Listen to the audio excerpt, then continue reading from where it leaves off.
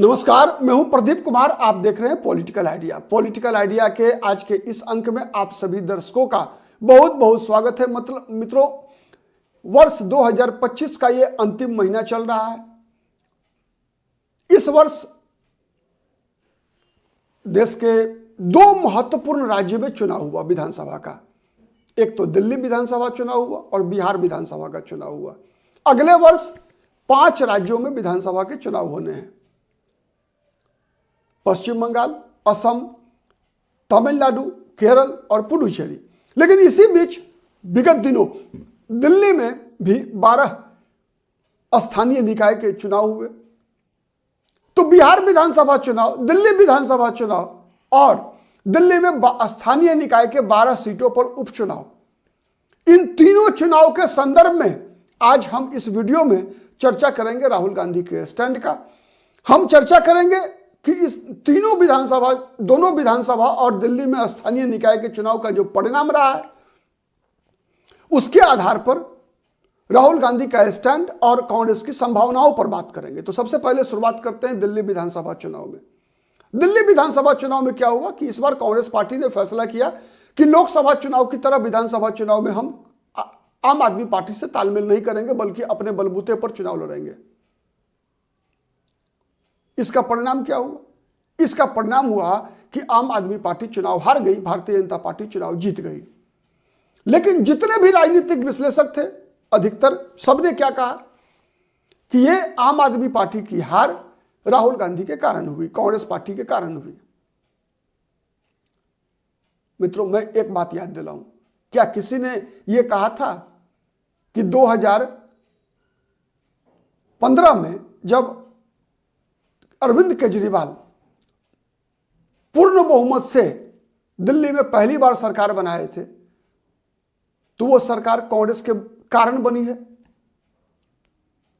कांग्रेस की गलती के कारण बनी है? किसी ने कहा था? नहीं कहा था। किसी ने इस बात पर सवाल उठाया कि वह कांग्रेस पार्टी जीरो पर कैसे पहुंच गई विधानसभा में?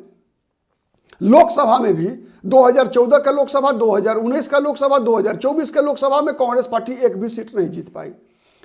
2015 के विधानसभा चुनाव, 2020 के विधानसभा चुनाव, 2025 के विधानसभा चुनाव में कांग्रेस पार्टी एक भी सीट नहीं जीत पाई। किसी ने यह सवाल किया कि कांग्रेस पार्टी जीरो पर क्यों पहुंच गई? कांग्रेस पार्टी आम आदमी पार्टी के कारण जीरो पर पहुंची है, यह किसी ने सवाल किया क्या? किसी ने यह सवाल किया क्या कि पंजाब में जो आम आदमी पार्टी की सरकार बनी है वो सरकार कांग्रेस पार्टी की गलती के कारण बनी है? किसी ने सवाल नहीं किया। लेकिन दिल्ली विधानसभा चुनाव में अरविंद केजरीवाल की हार के लिए कांग्रेस पार्टी को दोष ठहराया गया। अभी भी बिहार में विधानसभा चुनाव खत्म हुआ, बिहार विधानसभा चुनाव का परिणाम आया, महागठबंधन भारी मतों से हारी, बुरी तरीके से हारी। इसके लिए कई राजनीतिक विश्लेषकों ने जिम्मेवार क्या ठहराया? राहुल गांधी को ठहराया, कांग्रेस पार्टी को ठहराया। इसलिए कि तेजस्वी यादव को मुख्यमंत्री पद का उम्मीदवार लेट से घोषित किया गया।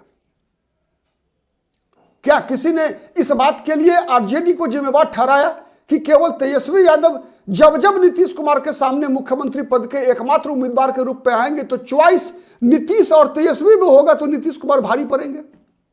नहीं। किसी ने कांग्रेस के स्टैंड को जानने का प्रयास ही नहीं किया। केवल नैरेटिव तैयार हुआ क्षेत्रीय दलों के पक्ष में। मैं आज किसी का नाम नहीं लेना चाहता। सोशल मीडिया पे जितने भी बड़े बड़े पत्रकार हैं, बड़े बड़े तोप हैं, सबने यही कहा कि कांग्रेस की गलती के कारण बिहार में इस बार तेजस्वी यादव आरजेडी की इतनी बुरी स्थिति हो गई। लेकिन किसी ने इस सवाल का जवाब नहीं दिया कि बिहार में 1997 में जब आरजेडी लालू यादव जेल जा रहे थे और राबड़ी देवी को मुख्यमंत्री बनाने के बाद आरजेडी के पास बहुमत नहीं बचा था, आरजेडी टूट गई थी, तो कांग्रेस ने ही राबड़ी देवी की सरकार को बचाया था। किसी ने यह नहीं कहा कि 2000 में जब हंग असेंबली थी बिहार में, तब कांग्रेस पार्टी ने अपने 23 विधायकों के बल पर राबड़ी देवी को मुख्यमंत्री बनाने में सहयोग किया था, जिस कारण से आरजेडी का अस्तित्व बचा हुआ रह गया। किसी ने इस सवाल को नहीं उठाया कि अरविंद केजरीवाल को अगर 28 सीटें आने पर कांग्रेस पार्टी ने अपने 8 विधायकों के बल पर अगर केजरीवाल को मुख्यमंत्री नहीं बनवाया होता तो 2015 विधानसभा चुनाव में अरविंद केजरीवाल 67 सीटें जीतकर दिल्ली में मुख्यमंत्री नहीं बने होते। किसी ने किया यह सवाल? नहीं किया। तो आपको नहीं लगता है कि ये जितने भी कांग्रेस पर आरोप थे वो आरोप एक पक्षीय थे? तो अब दूसरा पक्ष भी सुनिए। आप क्या आपको नहीं लगता कि इस देश में देश की राष्ट्रीय एकता के लिए, राष्ट्रीय अखंडता के लिए इस देश में 2 राष्ट्रीय राजनीतिक दल की नितांत आवश्यकता है? कमेंट करके बताइएगा आप। मुझे तो लगता है कि इस देश की राष्ट्रीय एकता के लिए, राष्ट्रीय अखंडता के लिए इस देश में 2 राष्ट्रीय राजनीतिक दल जिसका की ताकत बराबर की हो, जिससे कि सत्ता का समीकरण बराबर हो।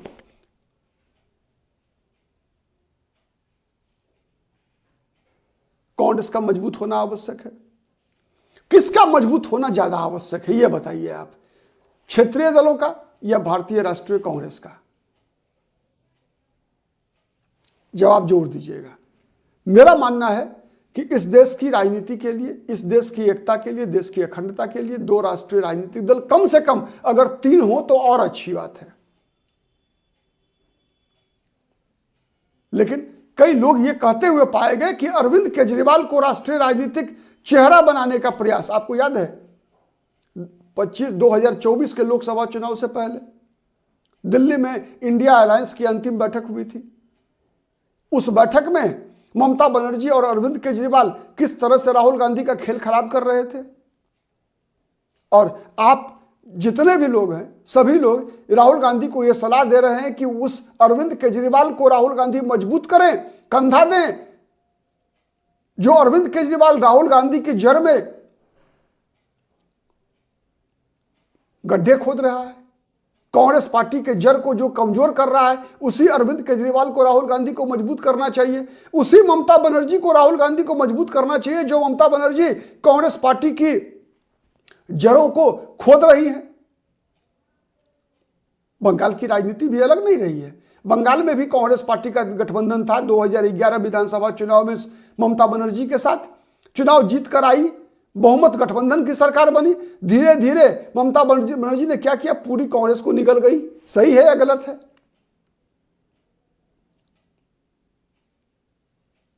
तो इसीलिए मैंने कहा कि यह चुनाव जो अभी बिहार का चुनाव हुआ है या फिर दिल्ली का विधानसभा चुनाव, दिल्ली के विधानसभा चुनाव में जनवरी में क्या हुआ था, कांग्रेस पार्टी जो 4% वोट आई थी 2020 के विधानसभा चुनाव में, 2025 के विधानसभा चुनाव में कांग्रेस पार्टी को 6.5% वोट मिला। कांग्रेस बढ़ी, अकेले लड़ी तो बढ़ी। बिना लड़े आप कैसे बढ़ेंगे भाई?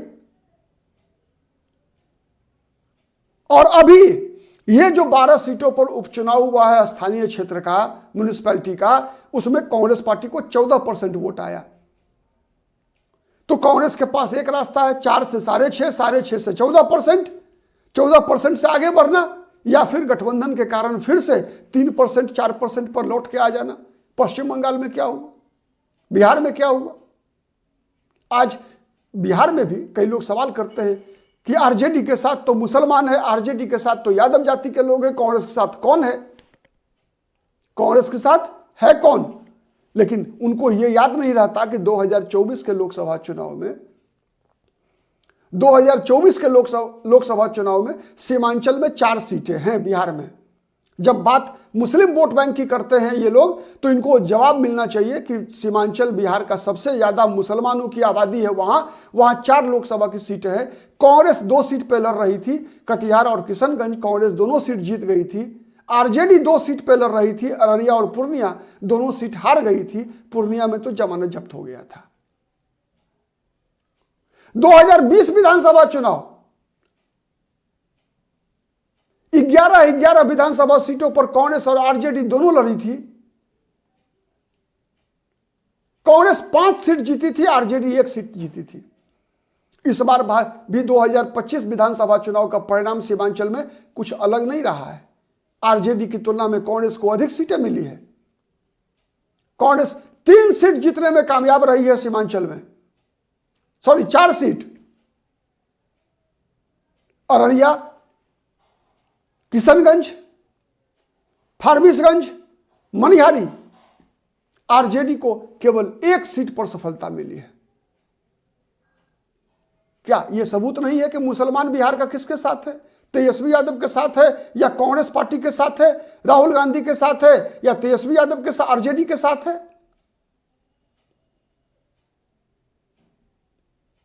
क्या यह सबूत है या नहीं है? क्या यह बताना कितनी बार दोहराना आवश्यक है कि बिहार में जो गैर यादव दलित पिछड़ा वर्ग है, जो दलित वर्ग है, जो तेजस्वी यादव के मुख्यमंत्री बनने की संभावना से ही डर जाता है? क्या अब समय नहीं आ गया है कि किसी गैर यादव पिछड़ा, अति पिछड़ा या किसी दलित को बिहार में विपक्षी गठबंधन का चेहरा बनाया जाए? यही बात तो राहुल गांधी कह रहे थे बिहार में। राहुल गांधी का भी यही कहना था ना कि बिहार में किसी चेहरे के बगैर हम चुनाव में चले, हम किसी मुख्यमंत्री और उप मुख्यमंत्री का उम्मीदवार पहले से देकर चुनाव में नहीं जाएं, जिससे कि मतदान नीतीश कुमार के खिलाफ हो, एंटी इनकम्बेंसी पर हो। लेकिन तेजस्वी यादव के मुख्यमंत्री पद की उम्मीदवारी के बाद चुनाव 2 व्यक्ति के बीच हो गया, मुद्दे गायब, केवल 2 व्यक्ति महत्वपूर्ण रह गए, नीतीश और तेजस्वी। लोगों ने नीतीश को चुना, तेजस्वी को रिजेक्ट किया। पहली बार नहीं हुआ था रिजेक्शन, इससे पहले भी हो चुका है, लोकसभा चुनाव में भी, विधानसभा चुनाव में भी, कई चुनाव हो गए। उसके बाद भी सवाल कांग्रेस से ही पूछा जा रहा है कि कांग्रेस के कारण विपक्षी एकता नहीं हो पाती। अरे विपक्षी एकता के लिए, भाजपा को रोकने के लिए क्षेत्रीय दलों का समर्थन करते करते तो कांग्रेस सिकुड़ गई, कांग्रेस खत्म हो गई। इसीलिए मैं आज किसी विश्लेषक का नाम नहीं ले रहा हूं। सोशल मीडिया पे बड़े बड़े तोप हैं, बड़े बड़े नाम हैं, और इन सबके नैरेटिव को आप देखेंगे तो हर जगह विपक्षी एकता के लिए में बाधक के रूप में राहुल गांधी को ही प्रोजेक्ट किया जाता है। कई लोग तो ये चर्चा भी कर रहे हैं कि अब अखिलेश यादव को या ममता बनर्जी को जो है विपक्ष का चेहरा बना देना चाहिए। तो आप कितने सहमत हैं? कमेंट करके बताइएगा। ठीक है, आज के लिए इतना ही। बहुत बहुत धन्यवाद।